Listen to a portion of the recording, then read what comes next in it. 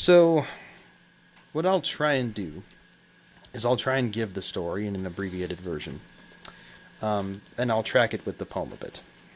And feel free to interrupt me with any thoughts you have, any comments you have. I'll just be looking through the letters to see if he's written anything about it. Sure. I didn't think to do that earlier, and I apologize. This is a conversation. It doesn't have to be all prepped. It never is anyway. So after the sack of Gondolin, the great river of the time in Middle-earth is Sirion.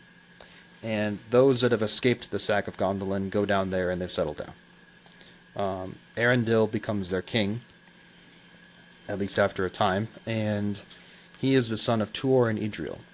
That is the second marriage of man and elf, Tuor being the man, Idril being the elf, in Middle-earth.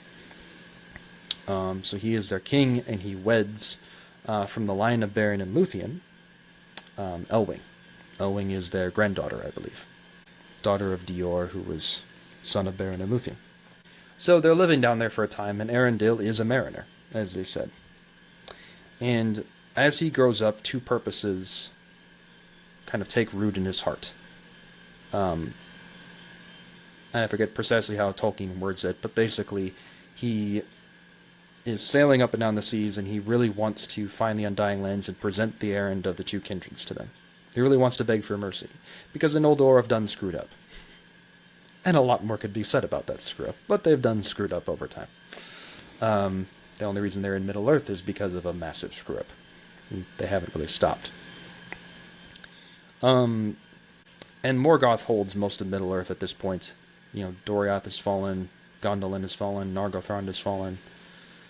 So no one's challenging him outside his fortress of Angband and the mountains of Thangorndrim, like they once were. They once had a siege going for like 300 years up there. That's long a thing of the past. So there's this remnant, and Earendil wants to save them, and he is trying constantly to get to the Undying Lands. He goes to the north, he goes to the south, he goes as far west as he can, but always there's something that holds him back. There's always, and not by his own will, and there's no part of his heart that's holding him back, but there's an enchantment, you could say, or you could just straight up say it's the will of Eru Iluvatar. Like, he is not to come there yet. There's always something that stops him. And so that is what the poem is talking about when it says, "Beneath the moon and under star he wandered far on northern strands, bewildered on enchanted ways, beyond the days of mortal lands." And it goes on to talk about the north and the south and everything else. "And at last he came to night of naught, and passed, and never sight he saw of shining shore nor light he sought. And then there's the winds of wrath came driving him, and blindly in the foam he fled from west," so back from where he was trying to get to east, back to Sirion, "and errandless, unheralded he homeward sped." So what's going on there? What's going on there is one of the reasons that the Noldor are in Middle-earth to begin with is the oath of Feanor and his sons. Some of the sons remain, and basically they've said, we're going to go get the Silmarils by any means necessary. And they swore that oath upon Eru Iluvatar himself. A very unwise move. And they feel very, very bound to their oath. And they might be, in Middle-earth lore. So, they go down to Sirion, or they send messengers there, and they'll basically ask for it peacefully. The elves say no, and it seems to be a great source of healing to them, so like, why would we give up the Silmaril?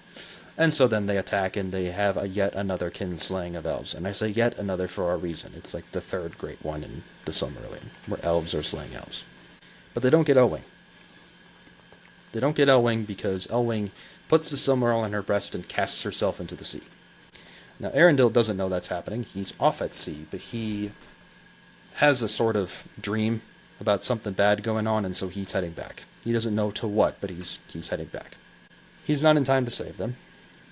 But he is in time to get to Elwing, or rather she gets to him, because Ulmo himself, the Valor of the Water, raises her, and gives her the likeness of a great bird, with the Silmaril upon her breast, and she then sails through the seas trying to find her husband, whom she loves.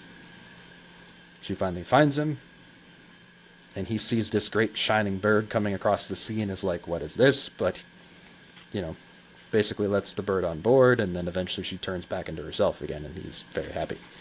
And so now he has the Summerall, and she bounded on him on his forehead and crowned him with the living light.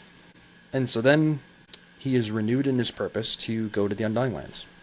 He is renewed in his purpose to again plead the errand of the two kindreds and beg for mercy and beg for the intervention of the Valar. Like, just go get Morgoth. Save us from him. We ain't winning. There's no way we can win. Despite the fact that Earendil is a man, and for him to step foot in the Undying Lands is very, very, very, very forbidden. But he tries for love, and he goes on this errand of mercy. And the elves say that because of the virtue of the Silmaril, he finally is able to get through. He finally is able to go through the Enchanted Isles and escape their enchantment, and look upon Tol Eressëa, but not stop there and eventually get to the Undying Lands. And he sets foot on the shore, and he basically tells his men, who have been with him this whole time, like, you're not coming. I'm the only person taking this risk upon myself. I know what I'm doing. I know the crime I'm committing, essentially, but I'm asking for mercy. Elwing doesn't listen, so he just jumps off the boat and says, I'm coming with you, and he's not very happy about that. He's quite sad. But they go together. They've come during a time of feasting, so for a while they don't find any elves. And he actually gives up and is heading back when the Herald of Manwë himself, who is the Elder King mentioned in here, hails him and calls him by great titles, which I should find in the book, because they're good titles. So this is how the Valar see him. Hair Earendil, bearer of light before the sun and moon, splendor of the children of earth, star in the darkness, jewel in the sunset, radiant in the morning. And preceding that, Hair Earendil of mariters most renowned, the looked for that cometh at unawares, the longed for that cometh beyond hope. So this is a crime, but they're also looking for him, after a fashion. They themselves don't fully understand it, as we'll cover perhaps in just a bit. Mm-hmm. But, so he is summoned before the Valar themselves, in the Timeless Halls. And words unheard were spoken then. Meaning, he pled the errand. Yeah. And asked for mercy. And the Valar have an argument back and forth. Mandos is basically like, why is he living? Why should he live? He came That's here. what Mando says. Mando says that a lot. Kind of. Why is he still alive? Mando shows up. Why is he alive? Mandos just doesn't talk a lot, but when he does, like, it's usually something to that effect. it is to pronounce doom, Usually, and to pronounce fate. Yeah, when you die as an elf, you go to the halls of Mandos. Mm-hmm. He's still a good guy, mind you, but just he basically is. He's a little crabby. He's the rule keeper in this case. Olmo was like, he was born for this, so it's fine. And then Manwë at the end of all of it is like, in this the power of doom is given to me. And I love Tolkien's use of the word doom. Yes. Because it doesn't mean destruction. It doesn't mean horrible fate. It just means fate. Fate just in general. means fate. But it sounds cool. The power of doom is the power of... He might be actually using... I'd have to research this, but his use of doom, it might be far more classical from like the Viking sagas or from Beowulf or any of the old epics, the Saxon epics, or the Norse epics that he's drawing from. Yeah, maybe. And I know I've been long-winded in this, so I'll finish up. But Manwë basically says... Feel free to continue. This is good education. Okay. It's educational. So Manwë says, there's no penalty for you coming, in the sense of you're going to die. Because you're not going to die, because you did this for love and seeking mercy. But you also can never go back to Middle-earth. Right. You're never going to be allowed to step on those lands again. And we're going to give to you and your children a choice. We're going to give to you and your children the choice to either have your fates be the fates of elves or be the fates of man. effectively being mortal or immortal. And Earendil does what a proper man should do when presented with that choice. And he turns to his wife and he says, "Choose thou, for I am weary of the world." Now, his wife perhaps could have taken the hint, but she doesn't. She picks to be an elf. That's what she chooses. And for love of her, he chooses the same, despite the fact that that's not where his heart was. That's not what he wanted, but because he loved her and wanted to be with her, that is what he chose. Yeah. And he doesn't get to be with her a whole lot in the immortal life that comes. But No, not really. But there are times when they are together, and they are times of great joy for both of them. So they take his ship, which he's brought there, and which is described in beautiful terms in Bilbo's poem and in the Silmarillion. And they don't make him a new ship in the Silmarillion, but they hallow his ship, which maybe means it's made of mithril now. I don't know. Wouldn't put it past him. Maybe. And they bring it through Valinor to the Door of Night. And then bring it through the Door of Night. Basically, that means it now sails in the sky. So those are the seas on which Earendil now sails. Forever. As the mariner he was born to be. Until the return of Feanor. That is... Basically. Yeah. Until the end. The Dagor Dagorlad, or whatever. Dagor Dagorlaf? I don't know. So that is his fate. And he does not make any more appearances within the Silmarillion of note. Except for that, the Valar hear his prayer and they go to war. So that is the War of Wrath between the Valar and their forces and the forces of any that fight with them against the forces of Morgoth. And the force of the Valar is very powerful, and more powerful than that of Morgoth. And so Morgoth does the Morgothy thing, and he quails, and he goes back into his caverns. I'm taking my ball and going home. Basically. But as his last act, he releases the winged dragons, which have never been seen before in Middle-earth. There was a dragon that had been seen, Glaurung, the father of dragons, but Glaurung didn't have wings. So this is a new monstrosity that he's been developing. These are the winged dragons. And of which one is Smaug? I don't know, actually. I suspect that Smaug or is might he not a descendant be one of them? Here's my thought on it. Because he's tiny, comparatively speaking. Smaug is not because he's tiny. That's my sense. I could be wrong. Dragons do breed, so he could have well come later. But the greatest of these dragons is Ankelagon the Black. Yes, and, the one who he's darkens the sky when he spreads his wings. Basically. Morgoth's fortress is right by 3 mountains, the mountains of Thangorodrim, and Celegon can basically just sit on all of those mountains at once. He's just really big. But in a long battle, he is defeated by none other than Earendil, who comes down from the skies and still is in the skies and has a long fight with him and wins. And that's basically the end of the battle, and Morgoth's done. Chained and cast into the void again. Until the next time he comes out. Yeah. So that is the story of Earendil. And my initial takeaways from that are, again, one, it's just a great story. It's a great epic story to tell people and to reinvent in some fashion, which is precisely what Bilbo was doing, and precisely why the elves love it, as Bilbo was singing this to them. Just imagine you've been in Rivendell for your whole life, and you're just getting pleasure out of a hobbit singing his own version of one of your grand tales. Imagine you're Elrond sitting there listening to a hobbit sing about your dad. Yeah. So, there's that. There's also the love he has for Elwing, which in a sense isn't obvious because he's constantly marining. He's doing the thing mariners do, and so there's a lot of times in the story when she's just sad because she wants him. Right, because he married her before he set off on the voyage. Well, before he set off on any voyage. On any voyage, before he was even a mariner. Yeah.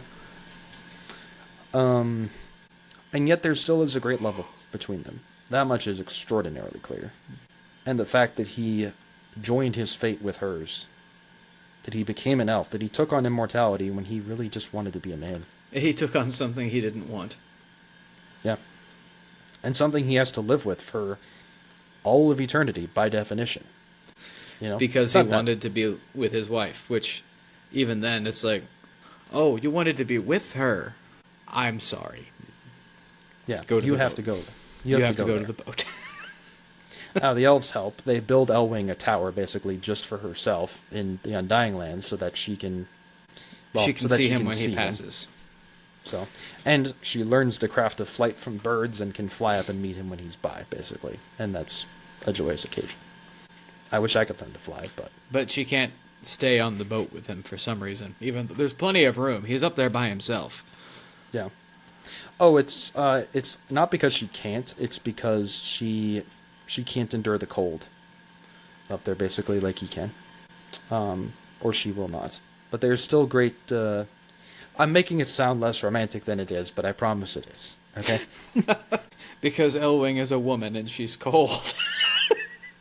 So he has to chase the sun and the moon and can only see her when he passes her tower. Yep. On these journeys Elwing did not go, for she might not endure the cold and the pathless voids, and she loved rather the earth and the sweet winds that blow upon sea and hill. Sounds good, reasonable enough. My wife was pointing at something on the wall, thinking it was a spider or something. It's not. It's just a hole in the wall that the previous owner left. Or it's a drywall anchor. Yeah, so I would mention that. I would mention that as a lesson from the story, perhaps. And I would also mention there's something to joining yourself to the holy that gets you access to the holiest things. Earendil was never able to get to the Undying Lands on his own. He wasn't able to do it. He wasn't able to do it on his own, despite his great skill. And it's not like his wife was able to help him with that either. But what she brought him was the help, because what she brought him was the Silmaril. The reason that the Valar call Earendil in those titles that I mentioned, yes. Bearer of the light before the sun and moon. Before doesn't mean in front of. Before means before. The Silmarils precede the existence of the sun and the moon. Right. There was because a time, they were the light of the two trees, which were the only light in the Undying Lands. Then they had it covered. Where were they like right next to each other, or were they on either end? How did that work? They were right next to each other. Okay. Pretty darn cool. Then Morgoth and what's her name?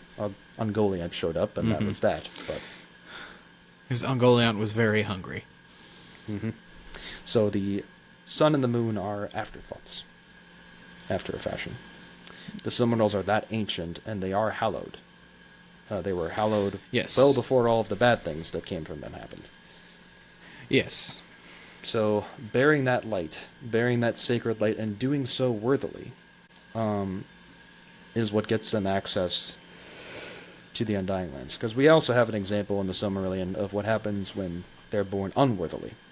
At the end of the War of the Wrath, the other two Silmarils are recaptured from Morgoth, and the last two sons of Feanor do what they're good at, and and screw it up. Go go into the camp of the army of the Valar and slay the guards and take the Silmarils.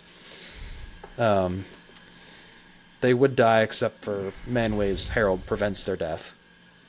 And they're basically like, why? "Oh, we have the Silmaril now, and why is my hand burning?" Because they're not worth. Because they're not worthy. You're not worthy to hold a Silmaril. Yeah. But Earendil is. It's not quite that simple. There it is. I do have some of Tolkien's own words about Earendil.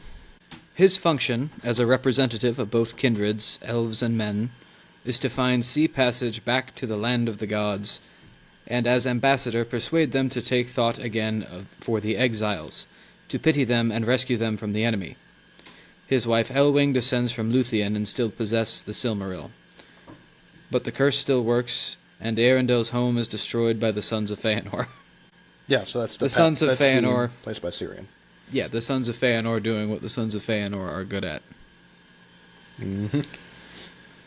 But this provides the solution. Elwing, casting herself into the sea to save the jewel, comes to Earendil, and with the power of the great gem, they pass at last to Valinor and accomplish their errand, at the cost of never being allowed to return or dwell again with elves or men. The gods then move again, and great power comes out of the west, and the stronghold of the enemy is destroyed, and he himself is thrust out of the world into the void, never to reappear there or incarnate form again.